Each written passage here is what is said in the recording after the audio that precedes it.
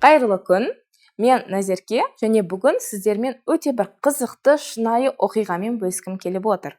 Себебі бұл оқиғадан біздің аларымыз, түйеріміз өте көп. Бұл оқиға белгілі бір танымал университетінің ішінде мұғалім, профессор өзінің студенттерінің алдына шығып бір қызықты тапсырма береді. Тақтаның алдына үлкен бір шелек қойып қояды, бар отырған студенттеріне айтады: сіздер отырған жерлеріңізден тұрмай, орында ауыстырмай, қолдарыңыздағы бар қағазды мыжып, доп секілді жасап, мынау менің алдымда тұрған шелекке тиюге тырысыңыздар дейді. Студенттердің бәрі кішкене таңғалып шулап, енді тапсырма қызық қой. Дегенмен ең соңғы артында отырған студенттер бірден бұл әділетсіз, біз артында отырмыз, бізге жету қиын екенін барынша көрсеткісі келеді, яғни тұрып, кәдімгідей шулай бастайды. Дегенмен тапсырма ол тапсырма, оны орындау керек. Және біраз уақыт бойы, яғни алдынан, артынан әрбір студенттер қағаз лақтыра бастайды.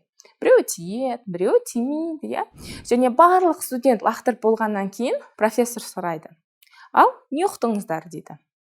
Әрине, бұл бір қызықты тапсырма, дегенмен біз бұдан тағы не ұғуымыз керек, Студенттер бір нәрсе айтады, яғни дұрыс жауап болмайды. Сол кезде профессор өзі айтады: қарап отырсаңыздар, мен тапсырма бергеннен кейін не байқадыңыздар? Кім шулады дейді. Көбінесе мынау артында отырған студенттер шулады деді, Бірақ бір қызығы дейді, мынау шелекке алдында отырған студенттердің барлығы тиген жоқ, әрине, тигендері де бар, тимегендері де бар. Тура сол секілді артта отырған студенттердің арасынан да біреулері тисе, біреулері тиген жоқ. Дегенмен, мен тапсырма берген кезде шулаған тек қана артыңғы қатарғылар, алдындағы студенттер еш нәрсе деп те шулаған жоқ.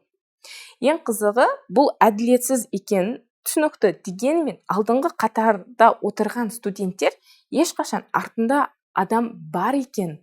Оларға өмірде, мысалы, бірдей тапсырма берсе де, оларда әділетсіз екен ешқашанда ұқпайды және мойындамайды да.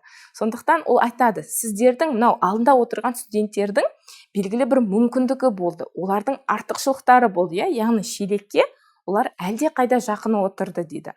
Және тура сіздер мынау студенттер бүгінгі алатын білімдеріңіз, бүгінгі алатын ақпараттарыңыз, бұл сіздердің үлкен мүмкіндіктерің екендеріңізді ұмытып кетіп жатырсыздар дейді, Яғни кейбір адамдар бұл білімді ала алмай жатыр, кейбір адамдар бұл курсқа жазыла алмай жатыр, Яғни қарап отырсаңыздар, тура алдында отырған студенттер қалай артқа студенттер туралы мүлдем ойламады, сіздер де тура солай мынау білімнің қандай құнды екенін де мойындамай білмей жатырсыздар дейді. Сондықтан да менің сабағымды ұйып тыңдаңыздар дейді. Бұл оқиға расымен де өте керемет, Мен бұны оқып қана қоймай, сіздермен бөлісуді жөн көріп отырған себебім де осыда.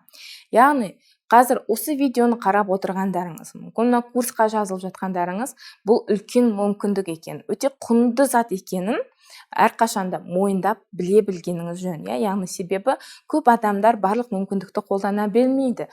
Қолданса да ол басқа адамдарға қарағанда әлде қайда артықшылық екенін түсінбейді. Яғни осы біздің дамуға деген ақпарат өте көп болған кезде біздің шелекке қағазды тастауымыз ол әлде қайда оңайырақ, және нәтижеге жетуіміз де әлде қайда оңай болады.